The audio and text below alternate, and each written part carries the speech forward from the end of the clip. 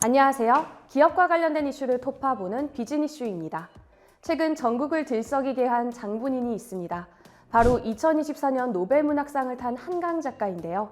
대한민국에서 두 번째로 노벨상을 탄 한강 작가 덕분에 다소 침체돼 있던 출판업계도 큰 호황기를 맞았습니다. 특히 대한민국을 대표하는 서점인 교보문고도 엄청난 수혜를 입었는데요. 노벨상 수상이 발표된 다음 날, 광화문 교보문고 앞에는 한강 작가의 책을 사기로 한 오픈런이 이어지기도 했습니다. 이번 편에서는 교보문고와 함께 성장한 국내 출판업계 동향에 대해서 살펴보겠습니다.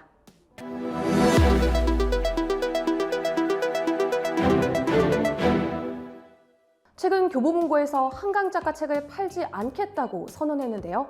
왜였을까요? 그 이유는 바로 지역 서점가 상생하기 위해 내린 일시적인 조치였습니다. 교보문고는 지난 10월 22일부터 31일까지 10일간 지역 서점가 상생을 위해 한강 작가의 도서 판매를 한시적으로 제한한다고 밝혔습니다. 교보문고가 이런 결정을 내린 것은 한국서점조합연합회가 지난 17일 교보문고가 한강 작가의 노벨문학상 수상 이후 유통서비스 주문을 막았다고 비판했기 때문인데요. 교보문고는 책을 판매하는 소매업체이지만 다른 서점에 책을 전달하는 공급업체이기도 하기 때문입니다. 최근 한강 작가 책 품귀 현상으로 지역 서점까지 일정 물량이 공급되지 않으면서 대형 서점인 교보문고만 독식하는 구조가 됐다는 지적이 나온 겁니다. 교보문고 측은 오히려 주문이 한꺼번에 몰려 도서 수급에 어려움을 겪었다라고 해명했는데요. 결국 상생을 위해서 결단을 내렸습니다. 공지기간 동안 하루 평균 1만 7천 부에서 1만 5천 부를 지역 서점에 나눠주겠다고 한 건데요. 해당 기간 동안 광화문 본점을 비롯해서 전국 8개 지점에서는 하루 2천 부로 판매를 제한하기도 했습니다. 11월부터는 한강 작가 책을 다시 충분하게 판매하고 있는데요. 현재까지도 교보문고 베스트셀러 순위는 한강 작가 작품들로 꽉 채워져 있습니다. 1위는 소년이 온다, 2위는 채식주의자, 3위는 작별하지 않는다 등으로 도배돼 있다고 하네요. 그런데 혹시 여러분은 교보문고에서 한강 작가의 노벨상 수상에 도움을 줬다는 사실 알고 계신가요? 한강 작가가 이렇게 전 세계적으로 주목받는 작가가 된 것은 바로 2016년 채식주의자가 맨부커상을 받았던 것이 결정적인 계기가 됐습니다.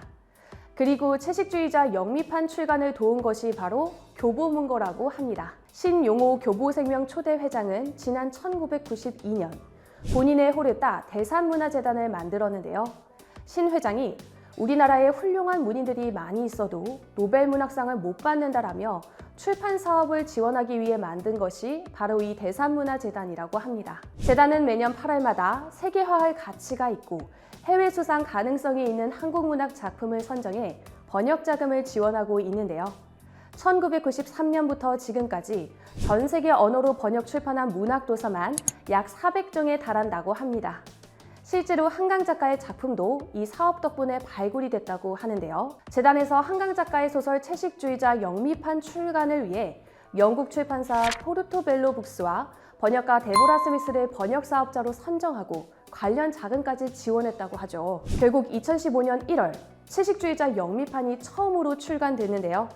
딱 1년 뒤인 2016년 한강 작가의 소설 채식주의자는 맨부커상 인터내셔널 부문에서 상을 타게 됐습니다. 특이하게 이 상은 번역가인 데보라 스미스도 함께 수상을 받아 주목을 받았죠. 대산문화재단에서는 한강 작가의 다른 작품들인 소년이 온다와 작별하지 않는다 등도 영어, 독일어, 불어, 스페인어 등으로 번역하는 작업을 도왔다고 하는데요. 어떻게 보면 이번 한강 작가의 노벨문학상 수상에 재단의 번역 지원 사업도 나름 일조를 했다고 볼 수 있겠네요. 그렇다면 이번에는 교보문고의 역사에 대해 살펴볼까요? 교보문고가 이렇게 우리나라의 대표적인 서점으로 자리 잡기까지는 꽤 긴 역사가 있었습니다. 교보문고는 1981년 6월 광화문점으로 처음 개장했습니다. 교보문고 창립자인 대산 신용호 회장은 일제강점기 독립운동가로도 활동했다고 하는데요. 이육사 시인에게 큰 사업가가 돼 헐벗은 동포들을 구제하는 민족 자본가가 되길 바란다라는 말을 듣고 큰 감명을 받았다고 하죠. 돈은 교보생명에서 벌고 사회공헌은 교보문고를 통해서 해야겠다고 결심했는데요. 국민의 지식과 정보에 대한 갈증을 해소하고 출판 문화 발전에 기여하겠다라는 사명감을 가지고 교보문고를 설립했다고 합니다. 특히 서울 한복판에 대한민국을 대표하는 서점 하나쯤은 있어야 한다라는 생각을 가지고 반대를 무릅쓰고서라도 임대료가 비싼 종로 한복판에 교보문고를 세웠다고 하는데요. 당시만 해도 대형 서점이 드물었기 때문에 광화문에 생긴 교보문고는 큰 화제가 됐다고 합니다. 걱정과 달리 교보문고는 대한민국의 최대 서점으로 이름을 날렸는데요. 특히 1991년에는 서점을 광화문역과 바로 연결되도록 확장하면서 국내 최대 규모의 단일 서점으로 자리 잡았습니다. 이 시기 교보문고는 단순히 책을 사는 공간을 넘어 문화와 지식이 꼽히는 허브 역할을 했는데요. 당시 광화문에 가면 교보문고에 들르는 것이 필수 코스였다고 하죠. 2000년대 들어서는 본격적으로 디지털화가 확산되면서 종이책의 위기가 시작됐습니다.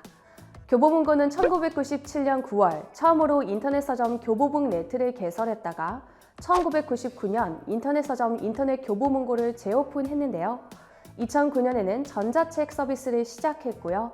지금까지 이어오고 있습니다. 2010년대 이후부터 교보문고는 단순한 서점을 넘어 복합문화 공간으로 더욱 확장을 시도했습니다. 특히 2011년 영등포 타임스퀘어에 입점하는 등 대형 백화점 상권으로도 진출했고요. 교보문고의 정체성이라고 할 수 있는 광화문 교보문고에서는 현재 분기별로 전시를 하고 있습니다.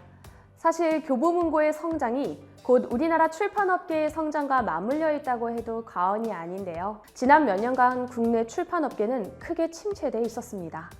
지난해 한국인이 성인 기준으로 1년간 몇 권을 읽었는지 아시나요? 고작 3.9권에 불과했습니다.